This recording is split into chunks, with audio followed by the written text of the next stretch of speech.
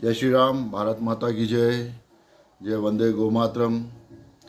मैं प्रवीण बागड़ी मेरे भाइयों, मेरे मित्रों, हिंदू बंधुओं से मिलने आपके बीच में और कह रहा हूँ कि हिंदुत्व की सरकार बनाने का प्रयास हमारा जारी है। वो हिंदुत्व की प्रयास जो हमारा चल रहा है, उसी के चलते जुबलीस के जो बाई इलेक्शन है, वो बाई इलेक्शन में हम खुद जाकर के वहाँ पर सभी कार्यकर्ता मिलकर काम कर रहे हैं।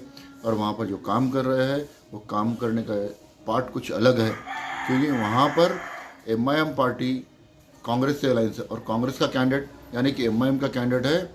और जो बीआरएस टीआरएस जो भी है, वो उन्होंने क्या डेवलपमेंट किया है आप सभी को पता है। क्योंकि हम देख रहे हैं कि वहाँ पर रोड पर नाले वैसे बह रहे हैं, रोडों पर लाइटिंग्स की प्रॉब्लम्स वैसी है, खंभों पर देखा है, खंभों दुनिया के वायर्स जुड़े हुए हैं। इतना देख कर के सब लोग परेशान हो सकते हैं, क्योंकि वहाँ पर डेवलपमेंट नहीं है। अगर डेवलपमेंट होता तो ये वायरों के झुंड वहाँ पर खंभों पर जुड़े हुए नहीं रहते और मोरी का पानी दुनिया का बह नहीं रहा होता।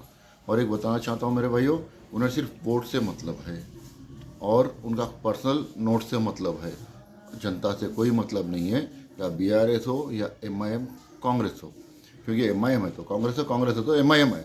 और जो नवीन यादव वहाँ पर जो कैंडिडेट है, काफ़ी राउडी शूटरों को, गुंडों को लेकर घूम रहा है। उसी के साथ साथ और एक गुंडा पार्टी जुड़ी हुई है उससे, उसका नाम है एमआईएम पार्टी। आपको तो पता है कहाँ कहाँ पर गुंडागर्दी करती है, कहाँ कहाँ पर गुंडाइज्म रहता है उनका।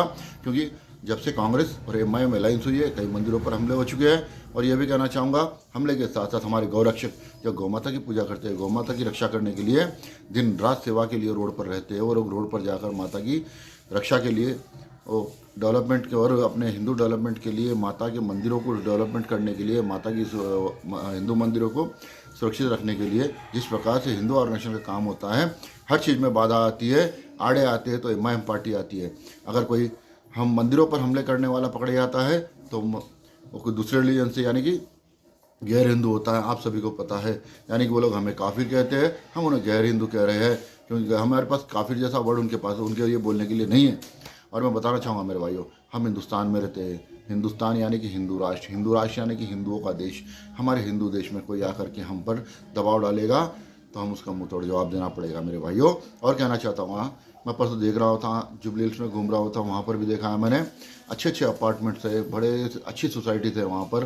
कुछ स्लम एरिया में भी इतना रिस्पेक्ट है कि वहाँ पर वहाँ की जनता डेवलपमेंट की उम्मीद लेकर के बैठी हुई है कि डेवलपमेंट की उम्मीद रवि शेटर को साथ घूमने वाला नवीन यादव देगा या एआईएमआईएम, जिसने ऑलरेडी में डेवलपमेंट